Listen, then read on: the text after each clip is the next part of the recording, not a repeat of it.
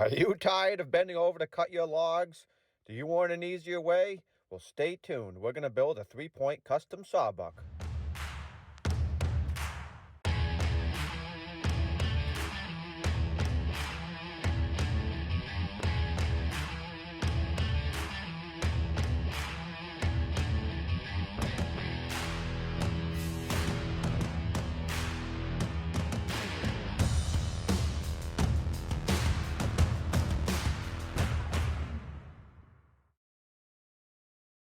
So the base of our sawbuck is going to be this really heavy duty angle iron. It's a 6x6 by half-inch angle iron. Every foot of this weighs about 20.4 pounds, so it's about 125 pounds for this 6-foot 2-inch long piece. This is going to be the backbone. I need something really rugged. I'm going to have logs on this sawbuck that could easily be over 1,000 pounds, sometimes maybe even 1,500 pounds. So I need something that's going to stand up to all the abuse that it's going to take over the years. So this would be the perfect candidate. Thank you to my brother for giving me this angle iron.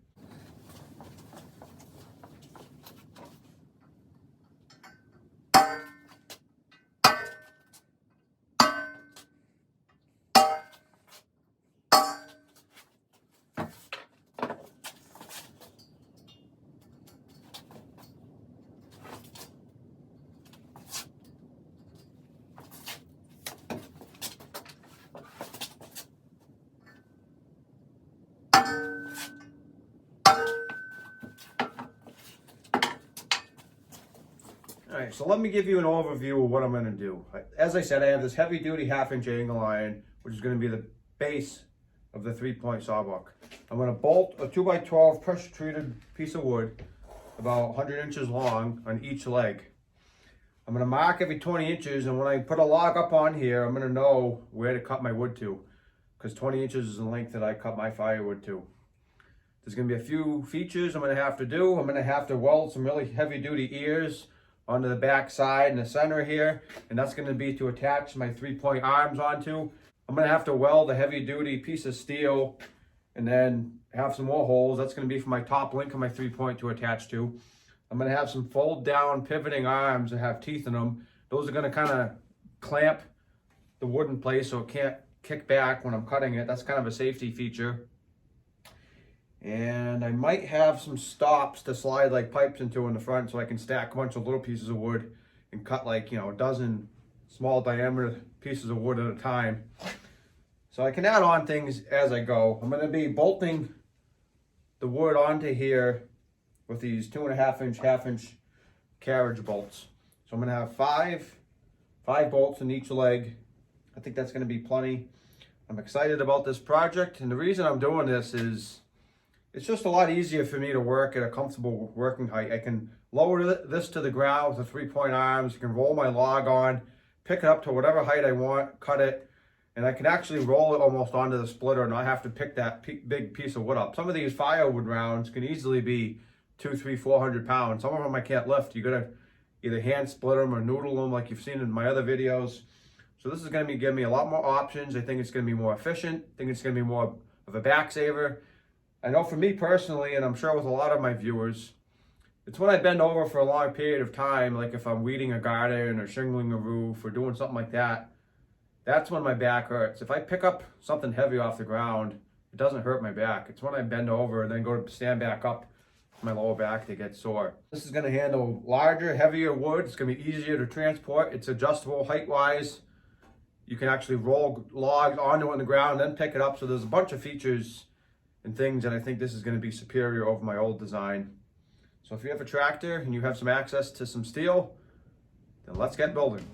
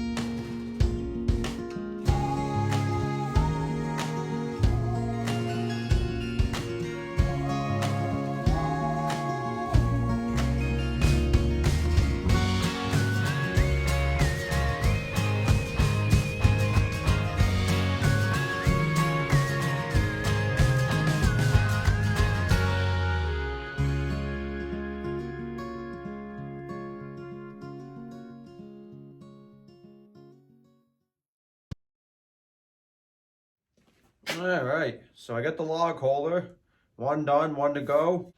So as I said earlier, there's gonna be a pivot bolt that's gonna allow this to hold on and clamp on to small logs. Anyone that's cut wood knows that the chain can pull logs towards you, especially smaller, lighter logs. That can become dangerous for a number of reasons. You could get cut by the chain, you could get your fingers or arm pinched by the log. There's a number of reasons that this is not a desirable thing. So these are gonna help. These are gonna be kind of a safety feature of the sawbuck. So anyways, it's not razor sharp, it's sharp enough. It's 1/4 inch thick steel, and it's just enough to keep the logs there. I don't want it sharp enough people are gonna get cut or hurt when they handle it without gloves. It's just enough to keep the logs in place. These would also probably make some pretty cool weapons. Maybe if you want to get ready for the zombie apocalypse, you can make these too. So I got my first 5 holes. Tell you, drilling 1/2 inch holes in 1/2 inch thick steel requires a lot of drilling. All right, so I got one side done. I got the other side started. I'm stepping my bits up. I'm up to 5/16, which I just did. Then I'll probably go to a 3/8, and then I'll do a 1/2 inch. So I got 2 more sets of holes, and it'll be good. Well, this should be fun. So I have this 1/2 inch thick steel plate. It's 3.5 inches wide. I have to drill 2 7/8 inch holes for the category 1 links to go into, so I can hook my arms on for my 3-point hitch. So I'm going to be stepping these up. I'm going to use my new Harbor Freight drill press. I actually just got this, so I'm kind of excited. I've been drilling holes with a hand drill for a lot of years now. I've always wanted to get a drill press, and I just kept putting it off, so I finally decided to make the plunge. I'll have a future video doing a review of this. This is the 10-inch model, which has 12 speeds, which was nice. I wanted a lot of speeds because they bigger bits, you want to go slower. So this goes down to about 300 RPMs at the slowest speed, which I'll probably have to get into when I start getting into the 7/8 bit at the end.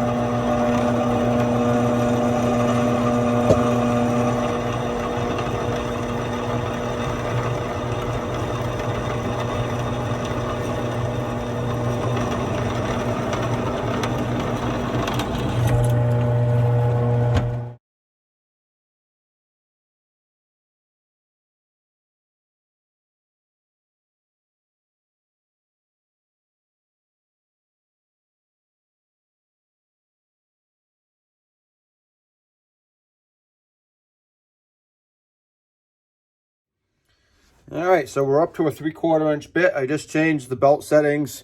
So we're gonna try 470 RPMs. I think that will be a good speed for this size bit.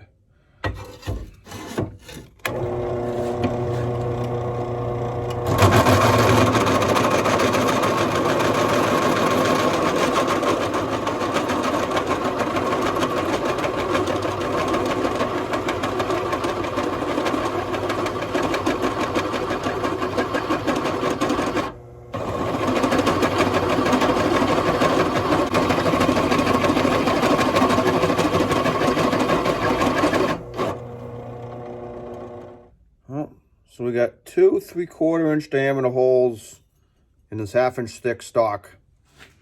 I gotta go up to 7/8, so I gotta go up one more step. But I don't have a 7/8 bit. All I have is 1 inch. So I'm gonna have to go buy a 7/8. 1 inch would be a little too sloppy. So I just got back from the store.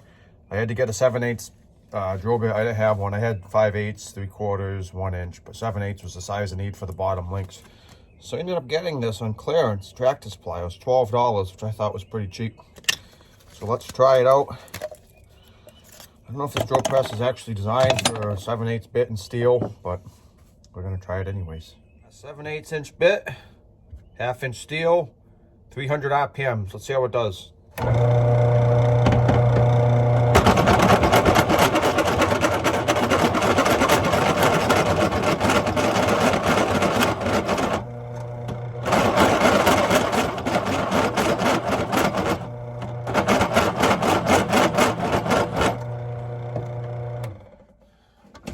Too slow.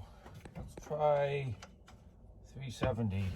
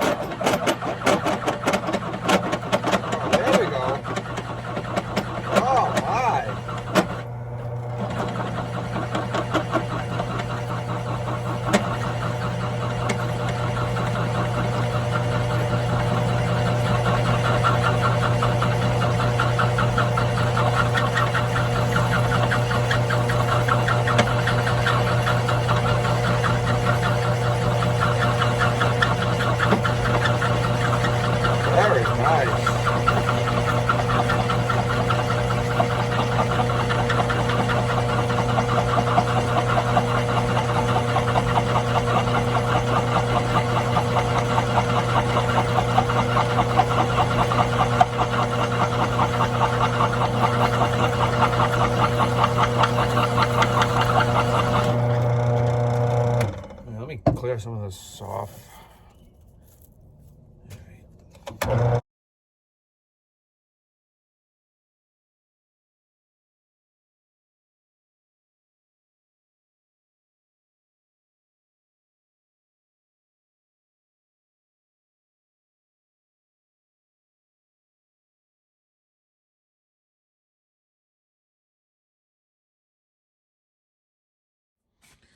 Well, there you have it, a 7/8 inch hole through 1/2 inch steel with the Harbor Freight 10 inch 12-speed drill press.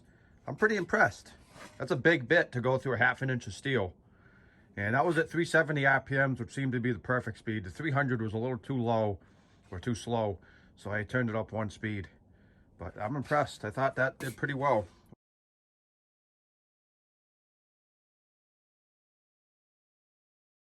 Well, that worked well. So you can see we got these Category 1 lower arm links from Tractor Supply.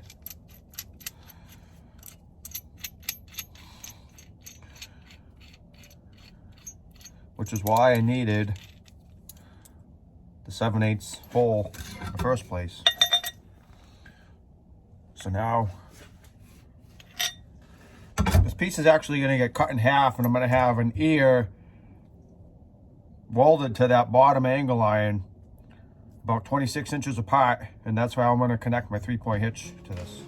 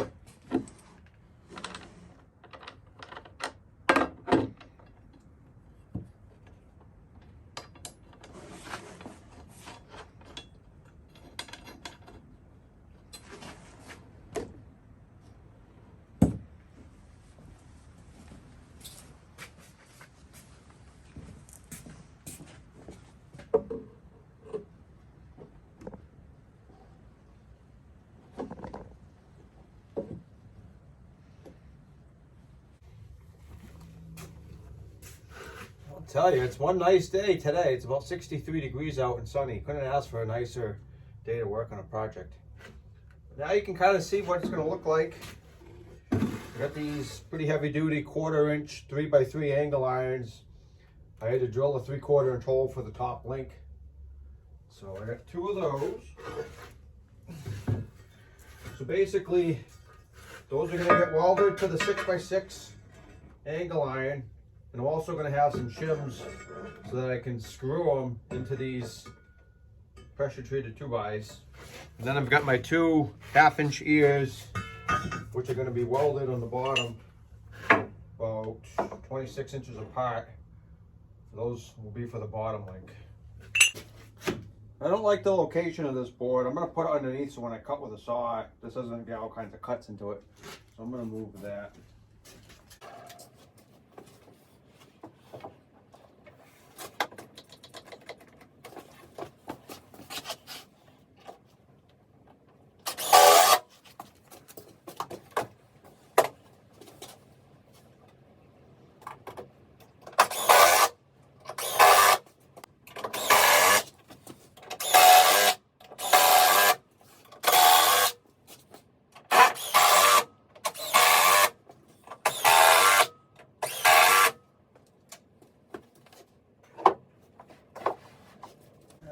Okay.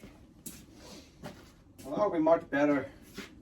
Now when I cut, I don't have to worry about, I have 3.5 inches of safety before I hit this sacrificial board. I could replace this down the road, but I have a little bit of safety net when I go through the logs. So that'll work out well. Well, it's shaping up. You can see I marked my 20, 40, 60, 80 mark, so I know exactly where to cut. And you'll also notice that I have the 20, 40, 60, 80, etc. marks exactly in the middle of the 2x4s. That was done intentionally, so I have enough room when I cut that the saw bar doesn't touch anything else, hopefully. I may have to remark these lines once in a while, but